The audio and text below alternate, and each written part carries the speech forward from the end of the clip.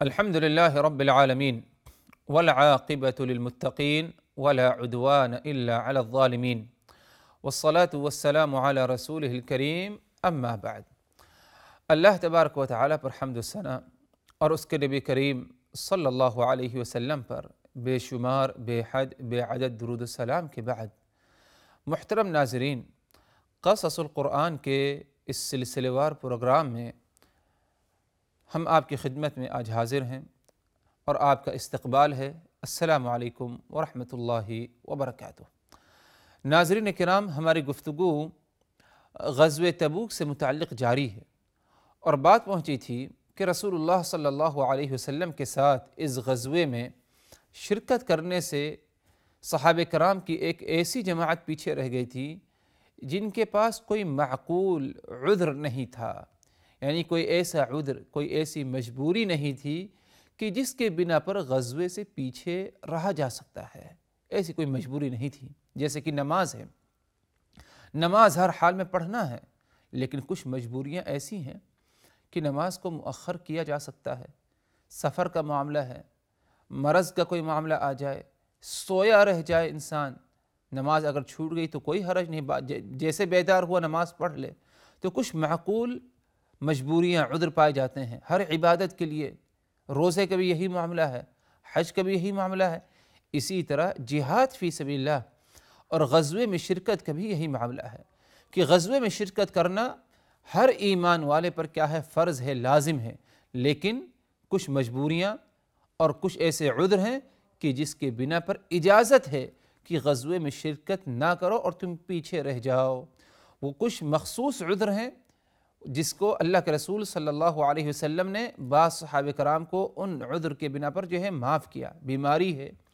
بڑھاپا ہے، ساز و سامان اتنا نہیں، ایسے سامان نہیں کہ جس کے ذریعے غزوے میں شرکت کی تیاری کی جائے، آپ پیچھے رہ سکتے ہیں۔ لیکن کچھ ایسی مجبوریاں جو کہ انسان کو بطور مجبوریاں نظر آتی ہیں کہ شاید اس کی بنا پر ہم پیچھے رہ سکتے ہیں، لیکن شریعت میں وہ عذر قبول نہیں۔ تو ایسی کچھ مجبوریاں بعض صحابہ کرام کے ساتھ کہ جنہوں نے ان مجبوریوں کی بنا پر غزوے میں شرکت نہیں کی، حالانکہ وہ مجبوریاں ایسے نہیں تھیں، وہ عذر ایسے نہیں تھے کہ جس کے بنا پر پیچھے رہ جانے کی، عدم شرکت کی کچھ گنجائش پائی گئی۔ تو یہ ہماری گفتگو چل رہی تھی اور بات بالخصوص ادھر پہنچی تھی کہ 3 صحابہ کرام ایسے ہیں جنہوں نے ایسے عذر کے بنا پر اپنے آپ کو غزوے میں شرکت کرنے سے پیچھے رکھا جو کہ کوئی معقول عذر نہیں تھا۔ رسول اللہ صلی اللہ علیہ وسلم کو ان کے بارے میں خبر ہوئی۔ اللہ تبارک و تعالی نے قرآن مجید میں ان 3 کا ذکر فرمایا خصوصاً، اور ان کی توبہ کے بارے میں بتایا اور فرمایا وَعَلَى الثَّلَاثَةِ الَّذِينَ خُلِّفُوا، وہ 3 جو پیچھے رہ گئے تھے تمہارے ساتھی غزوے میں شرکت کرنے سے، حَتَّى إِذَا ضَاقَتْ عَلَيْهِمُ الْأَرْضُ، جب زمین ان کے لیے تنگ ہو گئی اپنی وسعت کے باوجود، وَضَاقَتْ عَلَيْهِمْ أَنفُسُهُمْ، ان کا نفس ان کے لیے تنگ ہو گیا، وَظَنُّوا أَن لَّا مَلْجَأَ مِنَ اللَّهِ إِلَّا إِلَيْهِ، اور ان کو اس بات پر یقین ہو گیا، پورا بھروسہ ہو گیا کہ کوئی نہیں مگر صرف اللہ ہی کی طرف ہم لوٹ سکتے ہیں، اللہ ہی ہماری مدد کر سکتا ہے۔ ثُمَّ تَابَ عَلَيْهِمْ لِيَتُوبُوا، تو اللہ تبارک و تعالی نے ان کی توبہ کو قبول فرمایا۔ إِنَّ اللَّهَ هُوَ التَّوَّابُ الرَّحِيمُ، یقیناً اللہ تبارک و تعالی اپنے بندوں کی توبہ بہت ہی زیادہ قبول کرنے والا ہے اور اللہ تبارک و تعالی رحم فرمانے والا ہے۔ یہ 3 کون لوگ ہیں؟ نمبر 1 حضرت کعب ابن مالک، نمبر 2 حضرت مرارہ ابن الربیع، نمبر 3 ہلال ابن امیہ۔ یہ 3 صحابہ کرام ہیں، کعب ابن مالک، مرارہ ابن الربیع، ہلال ابن امیہ۔ یہ 3 صحابہ کرام ہیں جن کا مخصوص ذکر قرآن مجید میں، ان کا غزوے میں شرکت سے پیچھے رہ جانے کا ذکر قرآن مجید نے فرمایا ہے، ذکر کیا ہے۔ پہلے صحابی کعب ابن مالک، دوسرے مرارہ ابن الربیع، تیسرے ہلال ابن امیہ۔ اللہ تبارک و تعالی نے ان تینوں کے بارے میں فرمایا وَعَلَى الثَّلَاثَةِ الَّذِينَ خُلِّفُوا، وہ 3 لوگ الَّذِينَ خُلِّفُوا جو غزوے میں شرکت کرنے سے پیچھے رہ گئے تھے۔ ان کا کیا معاملہ ہوا؟ اذا حتی اذا ضاقت علیہم الارض ما رحبت وضاقت علیہم انفسہم، جب زمین اپنی وسعت کے باوجود ان کے لیے تنگ ہو گئی اور ان کا نفس اپنے لیے تنگ ہو گیا۔ یہ ویسے ہی ہے جب انسان کسی پریشانی میں، آزمائش میں، مصیبت میں پڑ جائے اور پریشانی دور نہ ہو، پریشانی سے چھٹکارا حاصل نہ ہو، تو انسان اپنے دل میں گھٹن محسوس کرتا ہے، تنگی محسوس کرتا ہے، اس کو اس زمین پر زندگی بسر کرنا اچھا نہیں لگتا، گویا کہ زمین بھی اس کے لیے تنگ ہو جاتی ہے، وہ اپنے نفس کے معاملے میں بھی کیا ہے کمزور پڑ جاتا ہے، نفس سے بھی اس کو سکون نہیں ملتا۔ یہ اس وقت ہوتا ہے جب انسان بہت ہی عجیب غریب کی مرحلے میں جو ہے مصیبت کے پہنچ جائے، بلا اور جو ہے آزمائش کے، بیماری سے چھٹکارا حاصل نہ ہو، روزی روٹی تنگی ہو جائے، ایک لمبا عرصہ مدت گزر جائے، تو انسان بہت ہی کیا ہے مایوس ہو جاتا ہے اور انسان کا نفس بہت ہی تنگ ہو جاتا ہے، بلکہ اسے اس زمین پر رہنا بھی اچھا نہیں لگتا۔ بسا اوقات یہی معاملہ یہ 3 صحابہ کرام کے ساتھ ہوا کہ زمین اپنی وسعت کے باوجود ضاقت علیہم، ان کے لیے تنگ ہو گئی، اور وضاقت علیہم انفسہم، ان کا نفس ان کے لیے تنگ ہو گیا۔ تو یہ کیوں ایسا ہوا ان کے ساتھ؟ جیسے کہ اس کی وضاحت مزید حدیث میں ہے، مسند احمد اور دیگر روایات میں حضرت کعب ابن مالک خود جو ہے بیان کرتے ہیں، طویل حدیث ہے لیکن مختصراً اور اہم نقاط آپ حضرات کے سامنے جو ہے رکھ دیا جائے۔ کعب ابن مالک فرماتے ہیں کہ رسول اللہ صلی اللہ علیہ وسلم غزوہ تبوک میں شرکت کے لیے آپ صلی اللہ علیہ وسلم نے صاف صاف لوگوں کو اس کے بارے میں بتا دیا، ورنہ آپ صلی اللہ علیہ وسلم کا معمول تھا کہ آپ جب بھی غزوہ تبوک سے پہلے آپ نے جتنی غزوات میں شرکت کی، آپ نے صراحتاً اور پوری تفصیلی طور پر کیا ہے شرکت کے بارے میں نہیں بتایا۔ ہمیشہ بہت ساری باتوں کو آپ صلی اللہ علیہ وسلم پوشیدہ اور مبہم رکھا کرتے تھے، لیکن ہمیں اتنا اشارہ مل جاتا تھا کہ آپ کسی غزوے میں شرکت کے لیے جا رہے ہیں تو ہم اسی حساب سے تیاری کر لیتے تھے۔ لیکن غزوہ تبوک میں آپ صلی اللہ علیہ وسلم نے کسی بھی چیز کو مخفی پوشیدہ نہیں رکھا، بلکہ آپ نے سب کچھ تفصیلاً جو ہے بتا دیا، ہمیں کہاں جانا ہے، کس طرف جانا ہے، کس مقصد کے لیے جانا ہے، کن سے لڑنا ہے، جن سے لڑنے جا رہے ہیں، مقابلہ کرنے جا رہے ہیں، قتال کرنے جا رہے ہیں، ان کی تعداد کیا ہے، ہماری کیا تعداد ہونی چاہیے، آپ نے ساری تفصیل بتا دی تھی۔ اور اسی طرح غزوہ تبوک میں صحابہ کرام نے بہت ہی تنگی کے ساتھ شرکت کی۔ تنگی، دل تنگ نہیں تھا صحابہ کرام کا، لیکن مال میں تنگی تھی، اسلحے میں تنگی تھی، کھانے پینے کے سامان میں تنگی تھی۔ جیسے کہ بعض روایات میں آتا ہے کہ ایک کھجور 2 صحابی کے حصے میں آتا، ایک اسے چوس لیتا تو دوسرے کو کیا ہے چوسنے کے لیے دیتا، تاکہ مٹھاس اس کے پیٹ میں بھی کیا ہے چلے جائے۔ اور غزوہ تبوک ہی کا معاملہ ہے کہ شدید گرمی تھی، سواری کی قلت تھی، اور راستے میں جب بھوک لگتی، بعض صحابہ کرام اپنے ہی اونٹ یا اونٹنی کے پیٹ کو جو ہے نکال کر اس کے اندر جو پانی ہوا کرتا تھا، اونٹ کے اندر جو اونٹ اپنی فطرت کے مطابق کیا ہے اپنے حساب کے مطابق بڑی مقدار میں جو ہے پانی لیتا ہے، اسی پانی کو کیا ہے نچوڑ کر کیا ہے پیا بھی کرتے تھے۔ اور بہت ہی تنگی کی حالت میں اس غزوے میں کیا ہے صحابہ کرام نے ایک بڑی تعداد میں کیا ہے شرکت کی تھی۔ تو کعب ابن مالک فرماتے ہیں کہ میرے پاس کوئی ایسی تنگی بھی نہیں تھی کہ میں شرکت کرنے سے پیچھے رہ جاؤں، میرے پاس سواری تھی، کھانے پینے کے سامان تھے، اور غزوے میں شرکت کرنے کے دوسرے سامان تھے، کوئی ایسی معقول مجبوری نہیں تھی، لیکن بس یہی کہ میں ایک قسم کے تکاسل میں پڑ گیا کہ اب میں تیاری کرتا ہوں، اب میں تیاری کروں گا۔ اتنا ٹال مٹول کرتے کرتے یہاں تک کہ رسول اللہ صلی اللہ علیہ وسلم غزوے کے لیے نکل گئے، اور صرف ایک اور مجبوری جو مجھے سمجھ میں آ رہی تھی وہ یہ کہ میرا دل میری فصل اور میرے پھل کے طرف مائل تھا، یعنی فصل کی کٹائی یا پھل کی پیداوار تھی اور اس کے توڑنے کا موقع آ چکا تھا۔ تو کعب ابن مالک کہتے ہیں کہ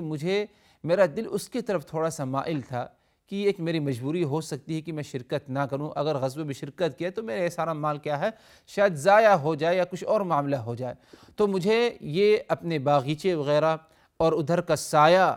کا جو معاملہ ہے وہ غالب آئی رسول اللہ صلی اللہ علیہ وسلم کے ساتھ غزوے میں شرکت کی تیاری سے، میں اسی میں مشغول رہا یہاں تک کہ میں غزوے میں شرکت کرنے سے پیچھے رہ گیا۔ آپ صلی اللہ علیہ وسلم غزوے کے لیے نکل بھی گئے۔ فرماتے ہیں کعب بن مالک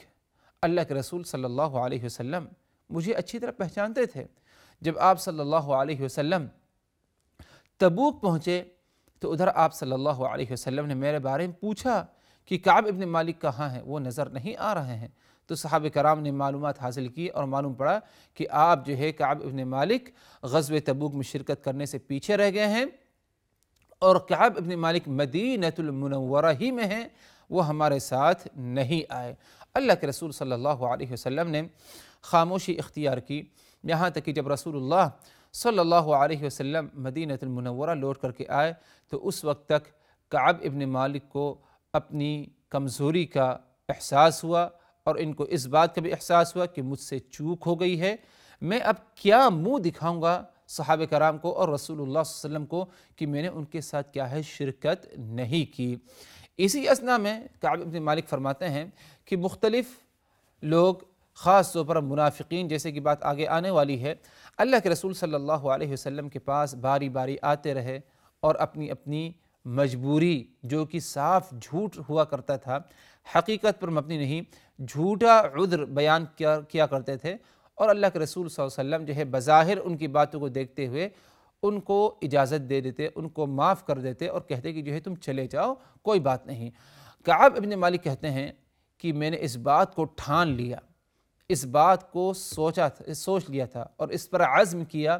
کہ میں اللہ کے رسول صلی اللہ علیہ وسلم سے جھوٹ نہیں بولوں گا، اور سچ باتیں جا کر کے میں رسول اللہ صلی اللہ علیہ وسلم کو بتا دوں گا کہ ہاں یا رسول اللہ کوئی معقول عذر نہیں تھا اور یہ میری اپنی لاپرواہی، میری اپنی چوک تھی، آپ مجھے معاف کر دیجئے اور اللہ تبارک و تعالی سے میری توبہ کی قبولیت کے لیے کیا ہے دعا کریے۔ کعب ابن مالک اللہ کے رسول صلی اللہ علیہ وسلم کے پاس آتے ہیں اور اپنی بات جو سچ بات ہوتی ہے، حقیقت وہی بیان کر دیتے ہیں۔ رسول اللہ صلی اللہ علیہ وسلم دیکھ کر کے مسکراتے ہیں، لیکن مسکراہٹ ایسی نہیں کہ جو حقیقت میں مسکراہٹ ہو، بلکہ اس مسکراہٹ میں کچھ ناراضگی کا پہلو پایا جاتا ہے چہرے پر رسول اللہ صلی اللہ علیہ وسلم کے، جیسے کہ کعب ابن مالک نے روایت کی۔ فرماتے ہیں حضرت کعب ابن مالک اللہ کے رسول صلی اللہ علیہ وسلم نے میرے عذر کو سن لیا اور میری باتوں کو سن لیا، ظاہر سی بات ہے کہ کوئی معقول عذر نہیں تھا، تو آپ صلی اللہ علیہ وسلم نے خاموشی اختیار کی اور مجھ سے بات چیت کا سلسلہ بھی ختم کر دیا، اور باقی صحابہ کرام کو بھی یہ بتا دیا گیا کہ کعب ابن مالک سے بات نہ کرو، اس کا بائیکاٹ کیا جائے، اس سے گفتگو کوئی بھی نہ کرے۔ اور بعد میں کعب ابن مالک کو معلوم پڑا کہ ان کے ساتھ مزید اور 2 صحابی ہیں جو کہ وہی فیصلہ اللہ کے رسول نے کیا ہے ان دونوں کے ساتھ جو میرے ساتھ کیا، اور وہ 2 صحابی مرارہ ابن الربیع اور اسی طرح ہلال ابن امیہ، ان دونوں سے بھی آپ صلی اللہ علیہ وسلم نے ان سے بھی بائیکاٹ کیا، ان سے بھی گفتگو بات چیت نہیں کی، اور یہ دونوں بھی کعب ابن مالک کی جیسے ہی سچ بات آ کر کے اللہ کے رسول کے سامنے کہی، آپ نے ان کے ساتھ بھی کیا ہے بائیکاٹ کیا، اور ان کے ساتھ معافی یا توبہ کی قبولیت کے بارے میں آپ نے ان کو کچھ نہیں کہا، اور صحابہ کرام کو بھی حکم دے دیا گیا کہ تم تمام کیا ہے کعب ابن مالک اور ان کے یہ 2 ساتھی ہیں مرارہ ابن الربیع اور اسی طرح ہلال ابن امیہ، ان کا کیا ہے بائیکاٹ کرو اور ان سے کیا ہے بات چیت گفتگو نہ کرو۔ کعب ابن مالک فرماتے ہیں کہ میں بازار کی طرف آتا جاتا رہا، بازار میں بھی میرے ساتھ کوئی گفتگو کوئی بات چیت نہیں ہوتی۔ ایک وقت ایسا آیا کہ رسول اللہ صلی اللہ علیہ وسلم کا یہ حکم اور یہ فیصلہ ہم تک پہنچا کہ ہم لوگ اپنی عورتوں سے ملاقات نہ کریں، ان سے بھی بات چیت نہ کریں، تو انہوں نے سمجھا کہ شاید طلاق کا معاملہ ہے، لیکن طلاق کا معاملہ نہیں بلکہ بائیکاٹ کا معاملہ تھا۔ اسی اثناء میں کعب ابن مالک کے پاس جو ہے کسی علاقے کا امیر یا گورنر جو کہ مشرک تھا، وہ شاید جو ہے کچھ خط یا کوئی ایک رسالہ ایک پیغام بھیجتا ہے کہ ہمیں خبر ہوئی کہ تمہارے ساتھیوں نے تمہارا بائیکاٹ کیا ہے، تم ہمارے ساتھ آ جاؤ، ہمارے ساتھ شرکت کرو، ہماری بستی میں آ کر بس جاؤ، ہم تمہیں کیا ہے پناہ دیتے ہیں۔ لیکن کعب بن مالک نے جو ہے یہ بات کو قبول کرنے سے انکار کیا۔ المہم وقت گزرتا رہا، یہاں تک کہ 50 راتیں 50 دن تقریباً گزر گیا. 50 دن تک پورا مدینہ بائیکاٹ کیا ہوا ہے، ناراضگی ہے، بات چیت نہیں. اللہ کے رسول صلی اللہ علیہ وسلم جب کعب ابن مالک کو دیکھتے ہیں نماز میں مسجد میں، جیسے ہی کعب ابن مالک رسول اللہ صلی اللہ علیہ وسلم سے نگاہ ملانا چاہتے ہیں، دیکھنا چاہتے ہیں، اللہ کے رسول اپنی نگاہ پست کر لیتے ہیں. کعب ابن مالک جب رسول اللہ صلی اللہ علیہ وسلم کو اپنی نگاہوں سے دیکھ رہے ہیں، جیسے اللہ کے رسول کی نگاہ اوپر ہوتی ہے، کعب ابن مالک کو دیکھنے کے لیے کعب ابن مالک کی جرأت نہیں ہوتی کہ نگاہ میں نگاہ ملائے، بلکہ نیچے کر لیتے. اتنی زیادہ شرمندگی کعب ابن مالک کو اور جو ہے صحابہ کرام کے ساتھ جو ہے پیش آئی. المہم 50 رات گزر جانے کے بعد اللہ تبارک و تعالیٰ کی طرف سے فیصلہ آتا ہے، رسول کو حکم ہوتا ہے کہ تمہارے یہ جو 3 ساتھی ہیں، کعب ابن مالک، مرارہ ابن ربیع، ہلال ابن امیہ، ان کی توبہ قبول کر دی گئی ہے اور ان کو جو ہے معاف درگزر کا معاملہ ہوا ہے، اور ان کو چاہیے اپنے تمہارے ساتھ ویسے ہی زندگی بسر کریں جیسے پہلے بسر کر رہے تھے، آپس میں گفتگو اور بات چیت. 50 دنوں کے بعد یا 50 راتوں کے بعد یہ جو ہے توبہ قبول ہوتی ہے. اور توبہ قبول جو ہے صبح سویرے بعد نماز فجر اللہ کے رسول صلی اللہ علیہ وسلم اس توبہ کے بارے میں ذکر کرتے ہیں. صحابہ کرام میں سے ایک جو ہے کسی اونچائی پر جاتا ہے، بلند جگہ پر، اور ادھر کھڑے ہو کر جو ہے مدینہ میں اعلان کر دیتا ہے اور ان کو خوشخبری دیتا ہے. صحابہ کرام تمام کے تمام آ کر جو ہے کعب ابن مالک کو اور ان کے مزید 2 ساتھیوں کو مبارکبادی دیتے رہے. ایسے ہی رسول اللہ صلی اللہ علیہ وسلم نے کیا ہے مبارکبادی دی. اللہ تبارک و تعالی نے اسی قصے کا ذکر کرتے ہوئے فرمایا وَعَلَى الثَّلَاثَةِ الَّذِينَ خُلِّفُوا حَتَّى إِذَا ضَاقَتْ عَلَيْهِمُ الْأَرْضُ مَا رَحُبَتْ وَضَاقَتْ عَلَيْهِمْ أَنفُسُهُمْ وَظَنُّوا أَن لَّا مَلْجَأَ مِنَ اللَّهِ إِلَّا إِلَيْهِ ثُمَّ تَابَ عَلَيْهِمْ لِيَتُوبُوا إِنَّ اللَّهَ هُوَ التَّوَّابُ الرَّحِيمُ. تو اے نبی تمہارے وہ 3 ساتھیوں سے مراد کعب ابن مالک، مرارہ ابن الربیع، ہلال ابن امیہ، حتی اذا ضاق، جو پیچھے رہ گئے تھے غزوے میں شرکت کرنے سے، اور ان کے لیے زمین بالکل تنگ ہو گئی تھی اپنی وسعت کے باوجود. ظاہر سی بات ہے پورا مدینہ ان سے جو ہے ان سے بائیکاٹ کیا ہے، کوئی بات چیت نہیں، انسان پریشان ہو جائے گا. 50 دن گزر گئے اور اپنے نفس سے پریشان، لیکن تاب اللہ علیہم، اللہ تبارک و تعالی نے ان کی توبہ کو قبول کیا. اور توبہ کو اس لیے قبول کیا کیونکہ ان کو اپنی غلطی کا، اپنی جو ہے کمزوری کا احساس ہوا، یہ نادم ہوئے. اللہ نے ان کی توبہ کو قبول فرمایا کیونکہ اللہ تبارک و تعالی بہت ہی زیادہ توبہ قبول فرمانے والا ہے اور رحیم ہے، یعنی رحم فرمانے والا ہے. تو یہ 3 صحابہ کرام کا اہم قصہ ہے جس کا ذکر قرآن مجید میں اللہ تبارک و تعالی نے فرمایا، اور اس کی وضاحت جو ہے آپ حضرات کے سامنے کیا ہے رکھ دی گئی. المہم حضرات، آج کی اس نشست میں، اس ملاقات میں اسی پر ہم اکتفا کرتے ہیں، اور مزید باتیں غزوہ تبوک سے متعلق انشاءاللہ اگلی نشست، اگلی ملاقات میں. اقول قولی هذا واستغفر الله لي ولكم من كل ذنب فاستغفروه انه هو الغفور الرحيم. والسلام عليكم ورحمة الله وبركاته. لقد كان في قصصهم عبرة لأولي الألباب ما كان حديثا يفترى ولكن تصديق الذي بين يديه وتفصيل كل شيء